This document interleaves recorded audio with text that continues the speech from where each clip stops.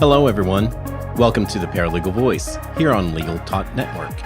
I'm Carl Morrison, a certified paralegal devoted to law and your host to the Paralegal Voice. I'm a certified paralegal and paralegal educator, and I'm devoted to not only the paralegal profession, but to all legal professionals, from legal support professionals to paralegals to those whom we support, attorneys.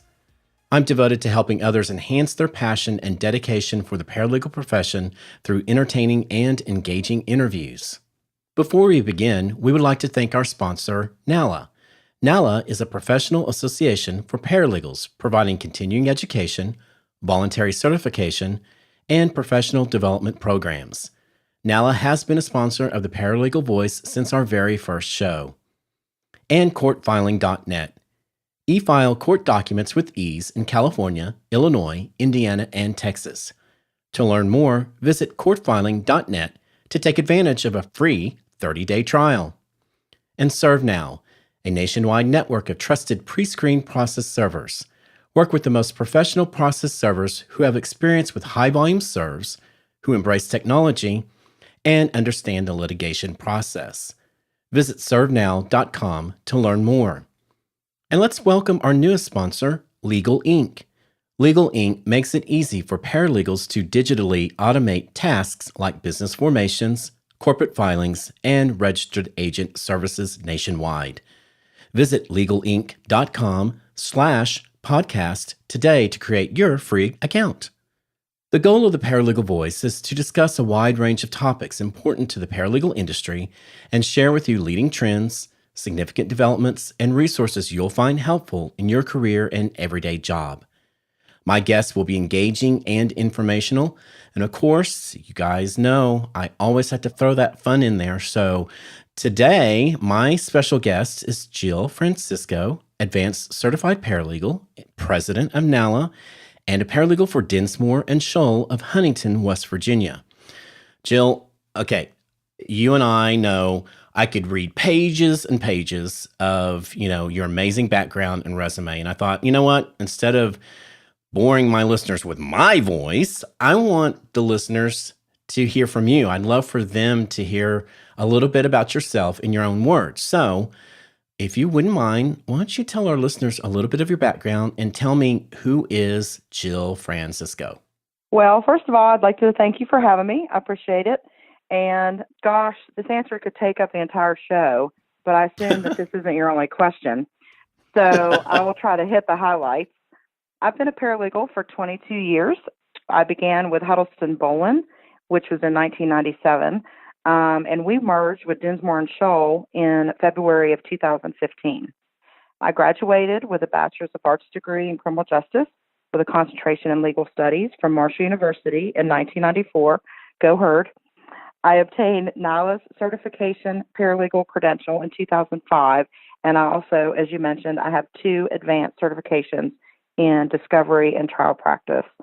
I've been involved in NALA in one capacity or another since 2002, and eventually I was installed as NALA's 24th president in July of 2018 during NALA's annual convention and Expo that was in St. Louis, Missouri last year. I'm also, and maybe the most important thing is, I'm a mom to my son, J.D. Francisco, who is 14 years old, getting ready to go to high school, which, of course, I am still in denial. And I'm also a wife to my awesome and very tolerant husband, Sean. We recently celebrated our 19th wedding anniversary. And like you said, I could go on and on too, but I am sure that you have some more questions for me. Well, there are a couple of things that I want to say is, A, I knew there's many things that I just find so wonderful about you, Jill, and I just have this kindred spirit with you. And I've just heard one of the reasons why. It's because you have your advanced certification in trial practice, and I'm a trial junkie, and I love the courtroom. So I think that's one of the reasons I love you. Good. Thankfully, I covered one of them.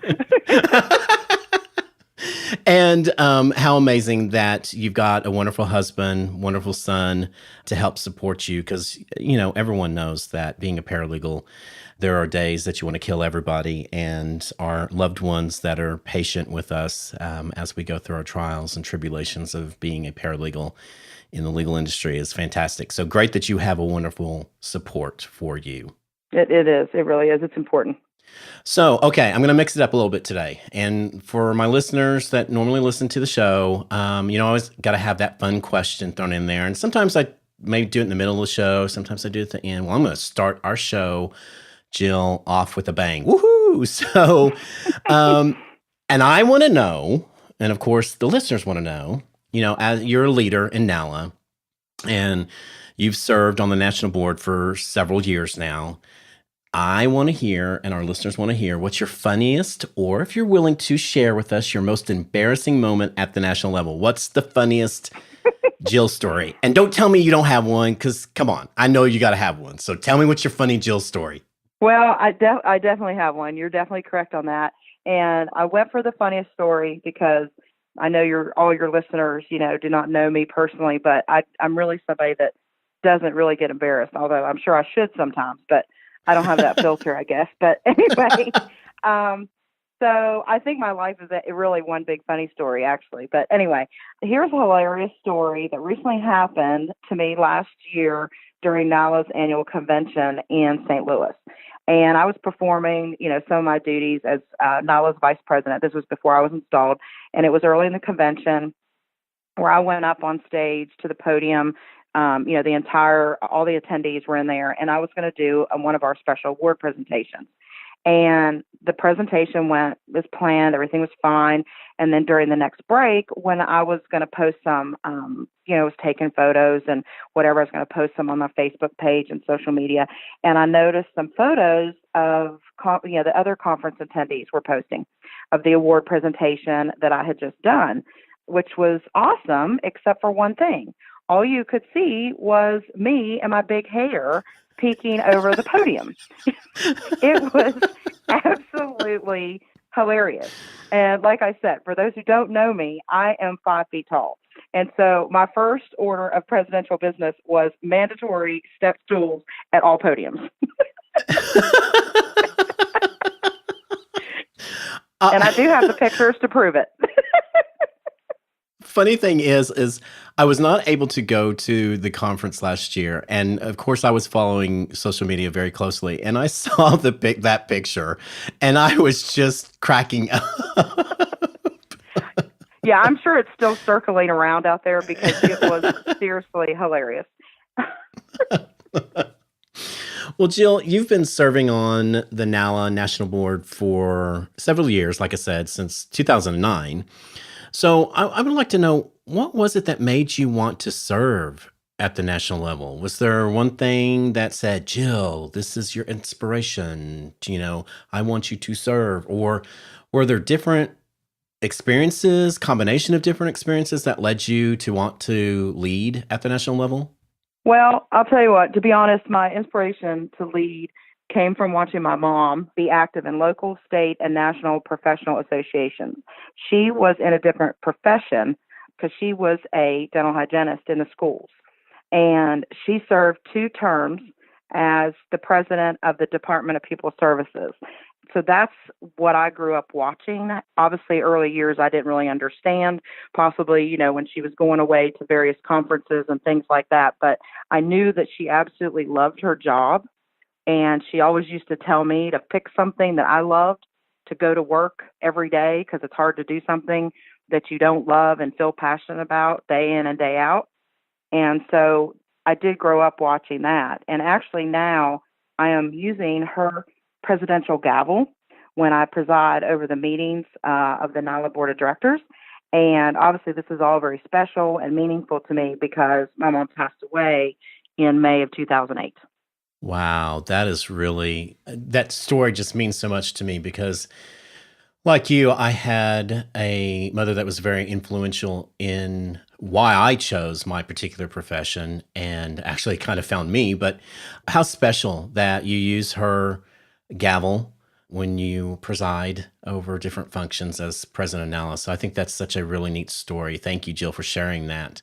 You are welcome. If I was a new paralegal and I'm joining my local NALA affiliate or any paralegal association for that matter, and I'm like, you know what? Hey, this podcast is really speaking to me, and maybe I want to serve in some sort of leadership role. What advice would you give to me if I'm a newbie about stepping up to the plate and serving? What should be my first step or steps? Well, I get asked this a lot when I'm going around, when I go out to visit some of NALA's affiliated associations. And I always say, which sounds funny, but I say, just do it. Whenever I travel, like I said, around to the NALA affiliates, I tell them, step up and get involved somehow, some way. Start small if that's what your schedule allows. But whatever you do, just do it. The possibilities are endless once you take that first step. And sometimes, talking to just your friend, if you're in an organization, saying, hey, I'd like to get involved. What can I do? Some people step up, but then also on the flip side, as a leader, I try to look out for people that I think, hey, they're coming to meetings regularly. They're kind of beginning to come out of their shell. I feel like might be something more there. And sometimes those type of people just need to be asked. And so I try to look for that too. But the moral of it is, if you want to get involved, you're interested, you're kind of itching to do something, just try to just go all in and do it. Just speak to somebody, speak to the leaders of that association and say, what can I do? Because I'll guarantee they're going to have something for you to do. And it's going to be something that you can, it's going to be interesting to you, and it's going to speak to you, and it'll get you off on the right foot. It's funny that you say all that because, a lot of times some of us that, step up and say, "Ooh, I'm interested." We have those members that almost tell you. You don't get to volunteer. Yeah. You're voluntold to step up.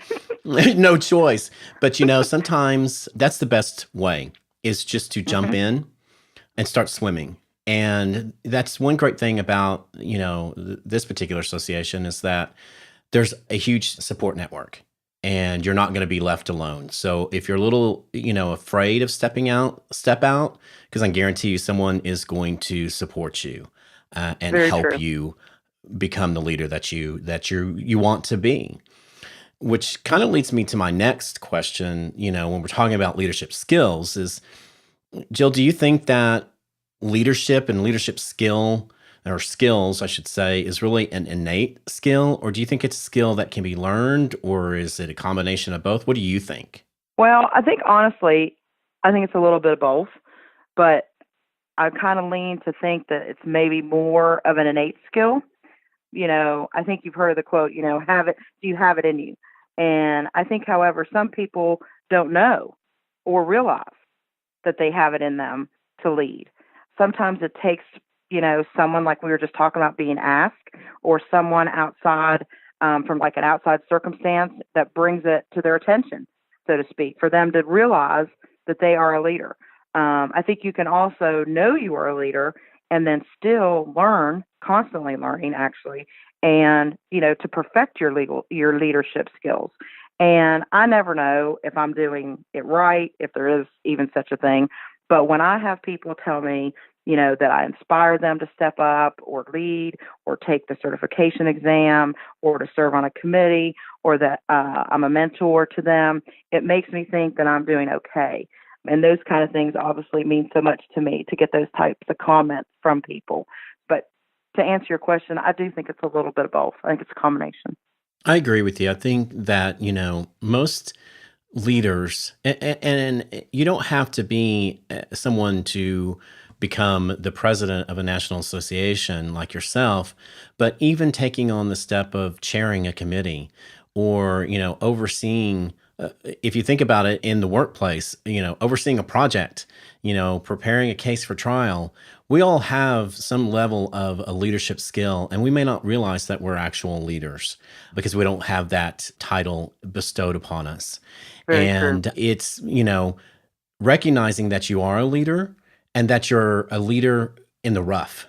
If you don't have a lot of leadership experience leading whether it be a local level or national level, whatever the case might be, you have it in you, and it's just a matter of fine tuning that skill or those skill sets and figuring out what your leadership style is. And, Jill, all leaders have a leadership style. And many leaders, have more than one leadership style. What would you say is your leadership style? How do you think someone would define your style, or could you define your own style? Well, I kind of had to research this a little bit to really, probably make it make sense. But I kind of knew what I was, but I didn't really know, how it fit in, so to speak. But anyway, I think I'm the strategic leader.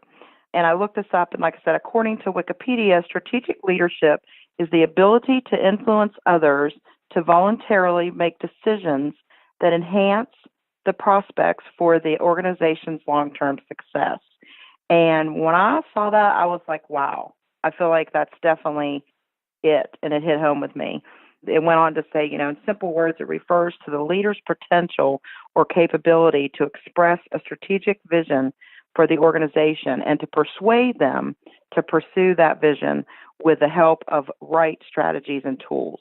And I also think, that's a part of my leadership style too, is I try to develop a positive attitude and transmitting that to others to encourage them to reach a common goal.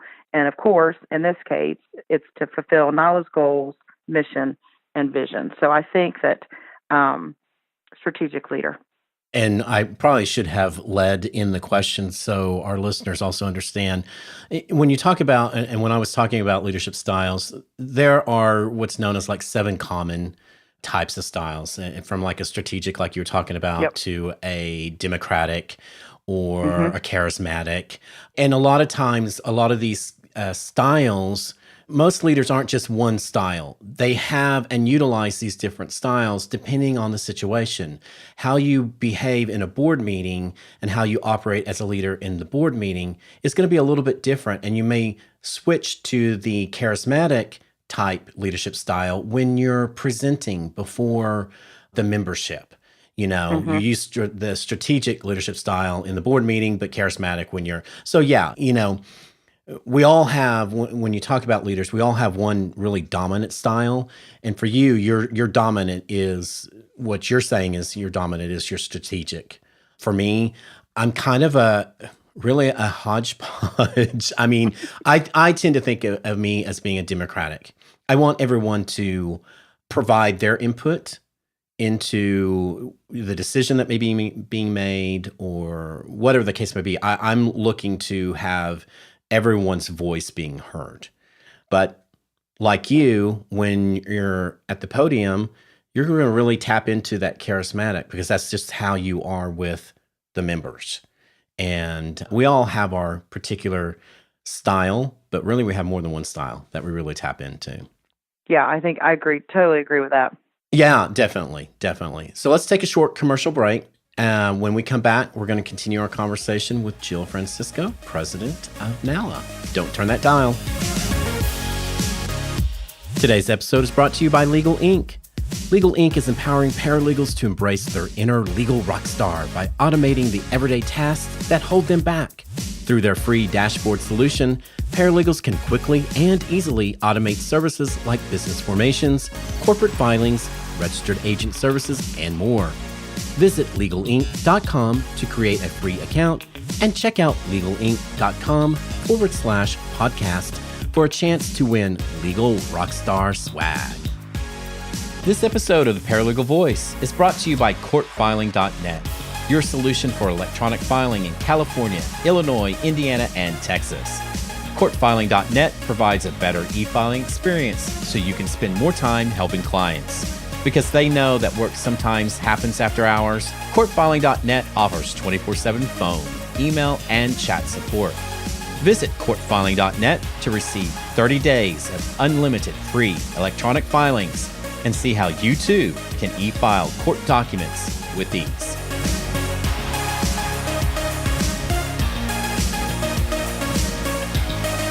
Welcome back.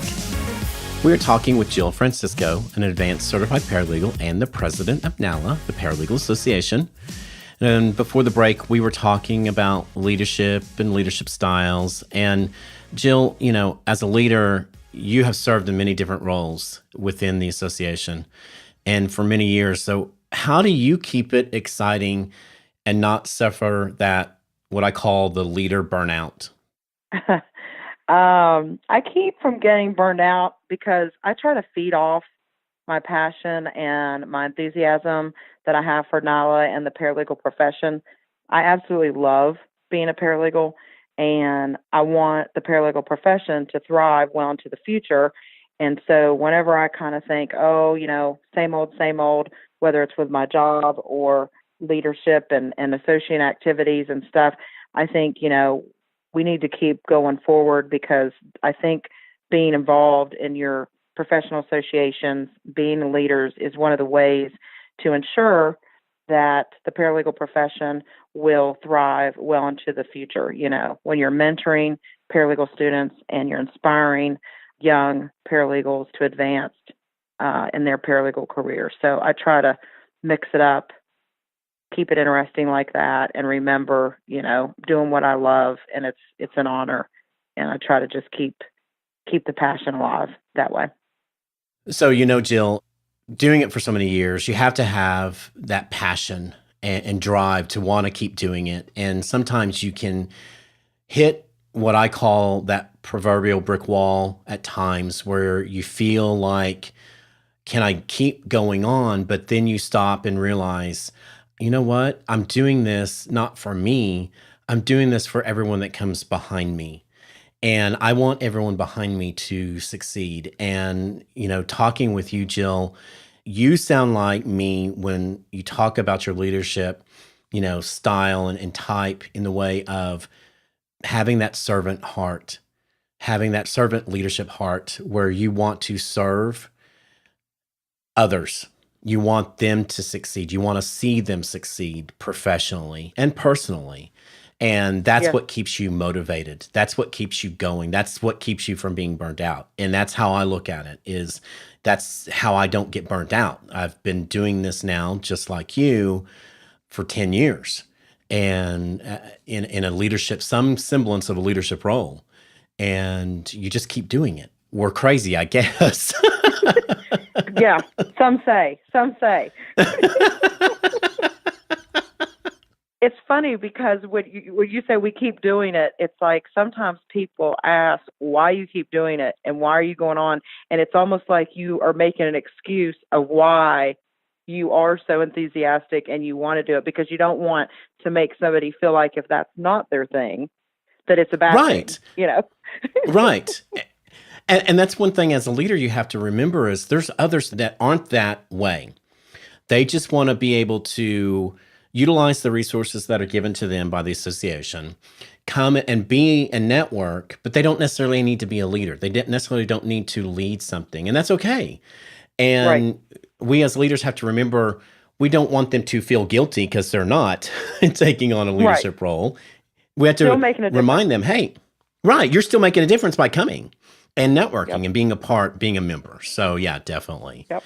Well, Jill, particular author, Simon Sinek, in his book called Start With Why, How Great Leaders Inspire Others to Action, he wrote that people won't truly buy into a product or a service or a movement or an idea until they really understand the why behind it.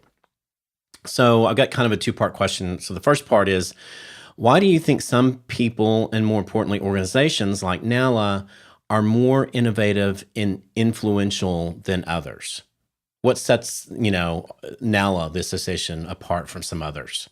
Well, I think it's all about being at the top of their game. I mean, whether it is an individual or an association, I think it is about striving to be the best. And in our case, and in my opinion, always learning, open to change, being passionate, being enthusiastic, and like we were just talking about, paying it forward, mentoring, and being committed. I mean, you have to be all in and willing to do what it takes to succeed. to succeed in your chosen profession and in your career goals, really.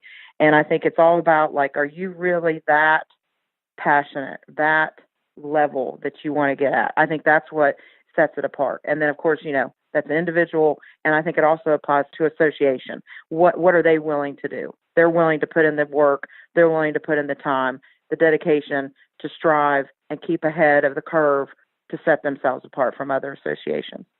NALA really has been a force in the paralegal legal assistant industry since really the inception, since 1975. And what do you think is really NALA's key success? Or more importantly, what is NALA's why? Well, I'll tell you what, I have to say this a little bit, but last fall, the board of directors, we approved NALA's new mission statement, which states advancing paralegals through certification and professional development. So NALA's why has got to be its certification paralegal exam. I mean, NALA has the National Commission for Certifying Agencies, which is the abbreviated NCCA. It's the only accredited paralegal certification program. And as of 2019, there's over 19,000 paralegals who have achieved the certification credential. And like you were talking about, NALA's certified paralegal program has been recognized both nationally and internationally for over 40 years. And so to speak, that has got to be NALA's why. It's like, so to speak, our golden handcuff. I mean, that's our thing. That's our thing. And I think that's what sets us apart. Yeah, I agree.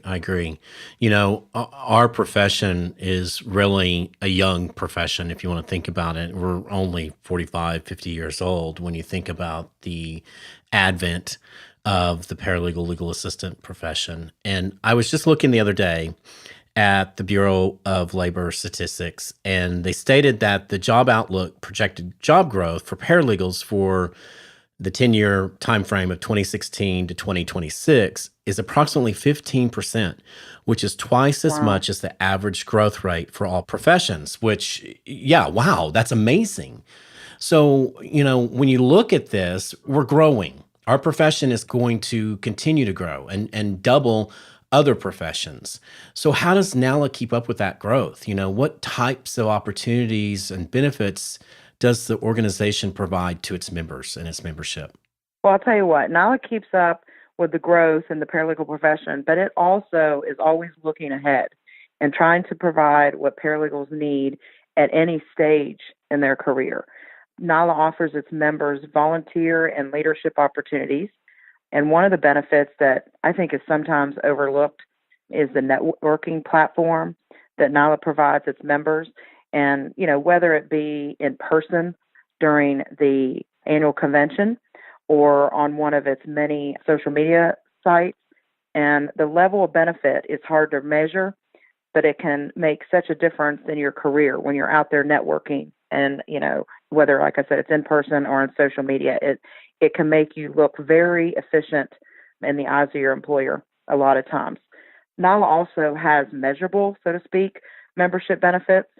When you join as an active member type in NALA, that's when you get the most benefits, such as you get a subscription to the Facts and Findings magazine, which features educational and informational articles for paralegals.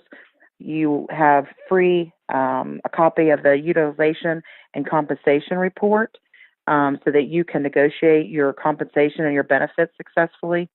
And also that also aids your employer so their ears perk up, so to speak, the higher billing rates for paralegals. It's a lot of very useful information that also speaks to billing rates for paralegals based on education, experience, and the like. NALA members also get discounted rates on NALA continuing education programs and select products, and that includes the CP exam, the registration fee, and also if you want to take an advanced certification. You also get select complimentary membership education, and I checked the website when I was preparing for this podcast, and there's actually, you get 6 free now CLE that you can access when you join in the active membership type. And then one of the really things that really people like is you get an $80 gift certificate that you can use towards any of NALA's continuing education programs, and that includes all the online webinars that are on demand or live, and also education at our conferences. So it really works out. You really can't go wrong. And if you think about it, you're the one that's really benefiting. And that's what NALA is trying to do, is benefit and provide services for paralegals at all stages of their career. Well, I have to hit on a couple of things that you said. Number one, networking. And I always tell students when I teach that I'm threatened to break their bones because I'm going to beat into them the importance of networking and joining an association like NALA, or even at the local level, a NALA affiliate, because it's really important to network. That's one of the best benefits you can get out of an association. Number two, the survey that you talked about. When I moved from Oklahoma to Nevada 4 years ago, I utilized that survey because I wasn't sure what the average salary range for my particular, years of experience and area of law, what it was going to be like. And I was able to use it and negotiate a really good salary out here. So Definitely. And I will have to say that $80, I love it. I know, right? I used What's it not to for love? right. I used it for this conference that's coming up. It's $80 off, and that made it more even digestible to go. So definitely, there are a lot of benefits. So I'm gonna ask you to gaze into your crystal ball, look into the future. Jill, what would you see as a disruptive force that could affect our profession? Do you think there's one thing or many things that are on the horizon that potentially could affect our industry, and whether it be for the good or the bad? I'll tell you what, I have a couple disruptive forces that have been lurking around. I feel like they're always lurking, aren't they? But for example, I think one of the things that we're challenged with now, and I think will be even more challenging, is engagement. It's a possible disruptive force because that may impact NALA and the paralegal profession as a whole, because there's a new generation of members has emerged, and like you mentioned earlier, the paralegal profession is young. You were saying 45 to 50 years old, and we need to think about it differently. We need to reach out to the younger generation, and this is largely due to I think, the fast advancement of technology, changing constantly. We must plan ahead and be prepared to change, and always be willing to accept the trends that keep our profession relevant. I just look, for example, my 14-year-old, he was never raised, or never has lived, I should say, without his phone and instant access. Anything he wants to do, he Googles or he looks up on YouTube. Right. And he's 14 years old. And if it doesn't happen instantly, he's upset. And that's because it's lagging the internet. Right. But, it's amazing. And those are things also that's distracting. First of all, when I'm talking about engagement, it's distracting. You really have to get something and provide a service that they are not going to get somewhere else, that they need you, because it is not an automatic now to join your trade association like it used to be. That was automatic. Right. The employer paid for it. You paid for it. Now it's, what are you going to do for me? What am I going to get? And I think it's getting them in is also a challenge. And that's where I think the engagement comes in. But that's definitely one thing I think is a disruptive force. The other one that's a possible disruptive force, this is kind of recent, all this year, was brought to NALA's attention, where, there's recently in many states, there has been some legislation efforts underway to limit, restrict, or regulate professional certifications. And that's, by the government, by the state. And so NALA has stepped up, and we joined an advocacy group, with similar associations that have their own professional certifications. And, obviously we're against this type of regulation. And we must keep ourselves informed and be prepared to combat the charge of this legislation.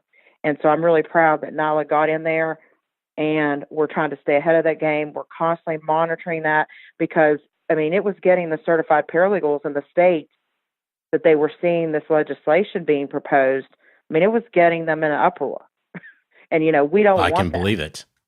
We don't want that. So those are definitely two things that I think is a challenge. I agree. And I don't know if they're necessarily bad. I mean, like I think the legislation is bad, but I think the engagement can go either way because change is not always bad. No. And I think it's a form of change.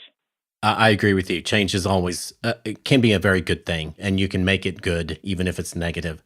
And I'm glad to hear that the association is on the forefront of, any legislation, regulation that is trying to be formed at the state level, because we don't want to have a governmental entity regulating us. We want to be self-regulated. And so I'm glad to hear that. Yep, we had to do it. Right. Yeah, definitely. This is it for you as president, right? Then you roll off the board. Am I right? Yes, I have another year. I'll be, 2020, July 2020. So, of course, I know you're not going to be put out to pasture and left to the wolves. I am sure. I can almost guarantee you're going to take on some other new role, and you're going to keep yourself busy and staying in the middle of things in the association. So, what would you say is your legacy that you leave behind or you want to leave behind to the paralegal leaders that are up and coming?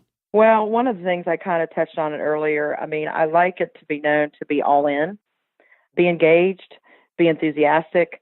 I want people to remember my high level of passion for NALA and for the overall paralegal profession. I also want people to remember how important it is to pay it forward.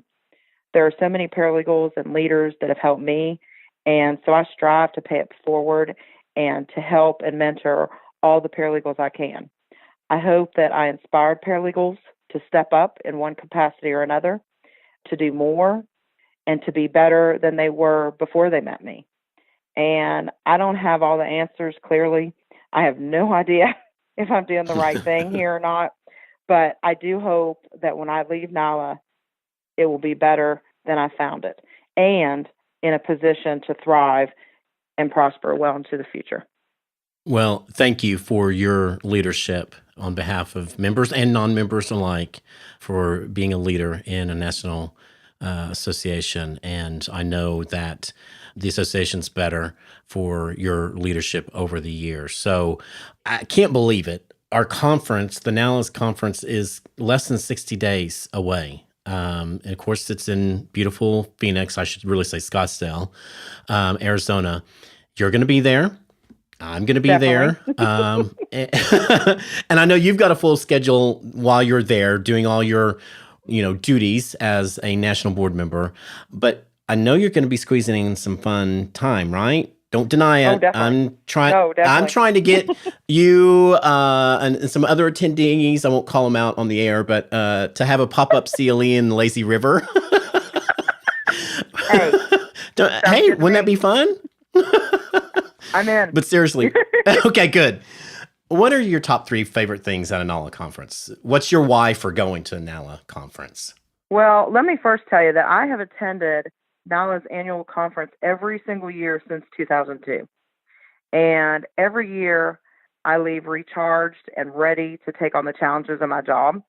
And my favorite thing at NALA convention, as we were already talking about, is the networking. I mean, personally catching up with old friends, meeting new ones. And like I said, that doesn't just transpire into, friends. It also, your friends, but also friends that help you in your career that, you wouldn't know somebody in New York on how to serve a subpoena, in 5 minutes. That would take you a lot more work to figure out if you didn't have these friends that you met at convention. So granted, you're having fun with them. We know we're having fun, but it also translates into very useful information that networking does. The other thing that I absolutely love doing is obviously attending the hot topic CLEs. So like every time I go, there seems to be always something that they are offering that is hot topic that I am, I see on the agenda and I can't wait to learn about it. And, also the other thing is the meetings. I mean, granted, I'm having to run some of the meetings now, so it's a different perspective, but it is a unique opportunity when you think about it to be a part of a large association and to be able to attend the annual meeting in person. It's a very neat experience. And I feel like that when I am an active member of NALA, that I am making a difference in my paralegal career and also in the paralegal profession. And those are my whys for attending. And I think that if I didn't attend, that I would feel like something was missing that year. The networking, the CLEs, the meetings, and just, feeling that you get when you are attending a conference with, it could be anywhere, 350, 450 paralegals. It's just an awesome feeling to be there with your colleagues and, your coworkers. And like you were talking earlier, sharing stories, war stories. It's priceless, really, when you talk about it. Attending NALA convention, has become an essential part of me advancing my career. And like I said, just being able to come back and not be burned out or not, have some struggles about, okay, I have to work on these same cases or, do the same thing.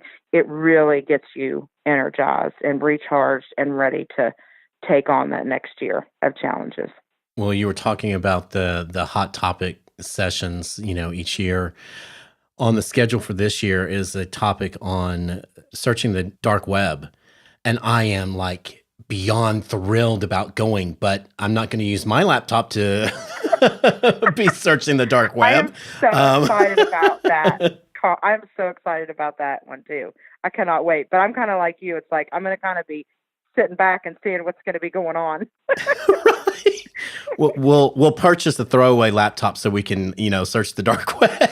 That's right. We're in the session. No evidence. Right. Well, Jill, thank you so much for joining me today on our show. You're just an amazing woman, and really enjoyed getting to talk to you and getting to learn a little bit more about you. If a listener wanted to get in touch with you, how would they do it? Sure. Right now, the easiest way is my email is jfrancisco@nala.org. That does go directly to my work account. But the jfrancisco@nala.org is much easier to remember than my work email address. So that's a good way to start right now. And, please don't hesitate, anybody that's listening to this, to reach out to me. I would love to hear from you. And Carl, I really appreciate you inviting me on your show. You do wonderful things for the paralegal profession. I know you're out there like I am.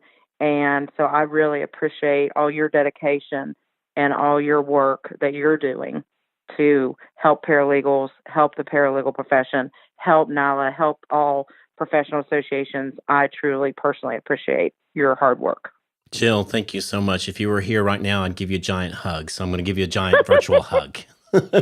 I'll give you a hug when I see you in Scottsdale. And I can't wait to see you. We're going to have a great time. And I hope everybody joins us. And also, if anybody has any questions too, obviously they can email me or they can contact NALA headquarters about the conference. Yep, definitely. Jill, thanks again. And stay tuned after the break for the Listener's Voice, your segment to share with me and my listeners your questions and comments. We'll be right back. NALA offers continuing education, professional development, and voluntary certification for all paralegals. The Certified Paralegal Credential has been awarded to more than 19,000 paralegals. The Certified Paralegal Program is also the first paralegal certification program accredited by the National Commission for Certifying Agencies. NALA works actively with all those in the legal field to promote the value of paralegals and to advance paralegal professionalism. Learn more about NALA at www.nala.org. Looking for a process server you can trust? ServeNow.com is a nationwide network of local pre-screened process servers. ServeNow works with the most professional process servers in the industry, connecting your firm with process servers who embrace technology, have experience with high-volume serves, and understand the litigation process and rules of properly effectuating service. Find a pre-screened process server today. Visit www.servenow.com.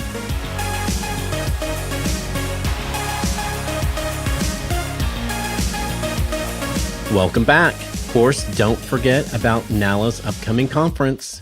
Be sure and join over 300 NALA members for the 2019 NALA Conference and Expo, July 11th through the 13th. This year's conference will be held at the luxurious Westin Kierland Resort and Spa, which is located in Phoenix, or really what I should say is Scottsdale, Arizona. This 3-day educational event will provide attendees with superior networking opportunities, like we talked about, a chance to earn up to 13 continuing legal education hours, and over 30 sessions developed to help elevate your paralegal and professional skills. So come find me at the conference. I'm going to plan something a little bit special, something up my sleeve, so you definitely don't want to miss out. And before we go to my favorite portion of the show, I wanted to share a little tidbit that happened to me professionally just recently. About 2 weeks ago, I was able to attend a conference, what's known as the Corporate Legal Operations Consortium. And this was at the Bellagio Resort here in Las Vegas. And I'll tell you, I was blown away. There were over 2,000 legal operations attendees, over 100 exhibitors, and there was like 3 days, solid days of great CLE education, all about legal operations and the legal operations profession.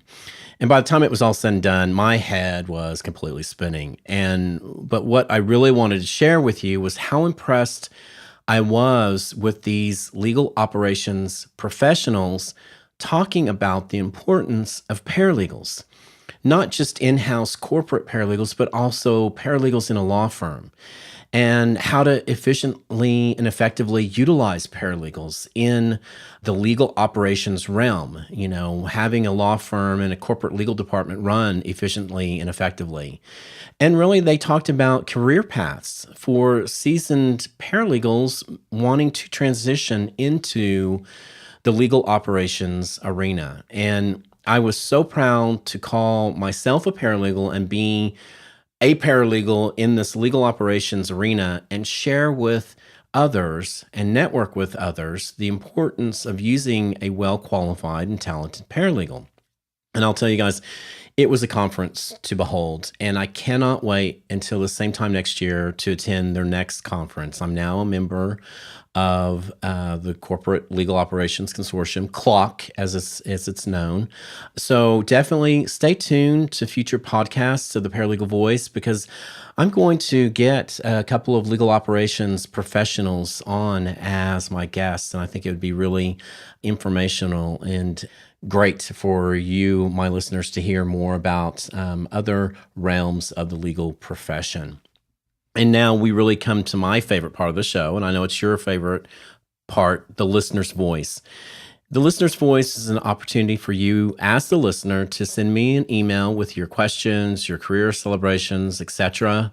I'm going to go through them. I'll look at the ones. I'll pick the ones to read on air. And if there's a particular topic, you have a question that you'd like for me to answer, or there's a prior guest that you have listened to, and maybe you have a question for them, or you want me to ask of them, be sure and send me an email and make your voice, the listener's voice, known and heard. So send your email to me at devotedtolaw@gmail.com.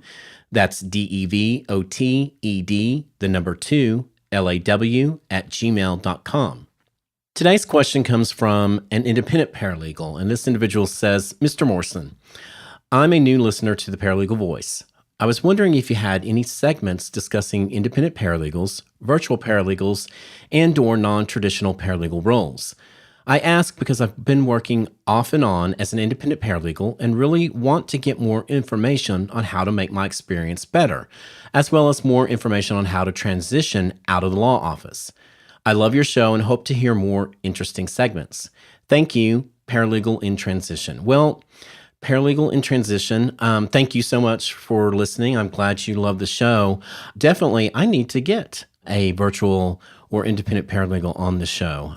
What I was just talking about with a legal operations individual, some of those that I networked with were paralegals and transitioned in their particular role in the legal operations, which is a non-traditional paralegal role if you want to think about it. So definitely have to get some of those types of guests on. But, you're asking, how do you get more information? How do you make your experience better? Well, number one, again, networking. Reach out to those other independent paralegals that may be in your respective city or geographical location. If you live in a rural community, maybe there's more in your state or even the surrounding states. And just reach out, send a blind email to these individuals. You'll notice that a lot of these, I'm sure as yourself, advertise in some semblance that you're a paralegal, an independent paralegal, and are seeking other paralegals to network with, independent paralegals, and, collaborate with them on, particular roles or particular skills that maybe you want to, improve on. Reach out to your local NALA affiliate or other paralegal association that's local or close to you, and see if there are other independent paralegals that belong to that respective association. If you want to transition out of the law office, sometimes we, as paralegals, especially if you've been doing it for many, many years, like myself, it was a little bit of what appeared to be a daunting task to want to transition out. Sometimes positions and jobs, they find you when you're least looking for it. That's how I switched from working for a litigation law firm, a large national law firm, to transitioning into a corporate in-house paralegal role. I was actually headhunted by the general counsel. And so it was, I didn't go finding it, although I wanted to. I still have a long career life ahead of me, I'm sure, as most of you guys do. And you have to find ways to make it engaging and exciting. And sometimes it's stepping out of your comfort zone and taking a leap of faith and, seeing what other positions are out there and networking. I can't stress it enough. Every job I've ever had has been as a result of a network. It's been as a result of someone I knew. So I can't say enough about networking. And that's really how you make your experience better as an independent paralegal, and really any paralegals, to be honest. But networking is how you make that experience better. And that's really the strongest step to being able to transition out of a law office practice realm, is taking on other roles and just networking with your peers. Well, keep the questions coming. Thank you so much, Paralegal in Transition. I hope that helped, and definitely stay tuned for future podcasts, because I will definitely be in search of getting a guest that is an independent paralegal or virtual paralegal on the show. And that's all the time we have today for the Paralegal Voice. If you have any questions about today's show, please email them to me at devotedtolaw@gmail.com. Stay tuned for more information and upcoming podcasts for exciting paralegal trends, news, and engaging and fun interviews from leading paralegals and other leading legal professionals.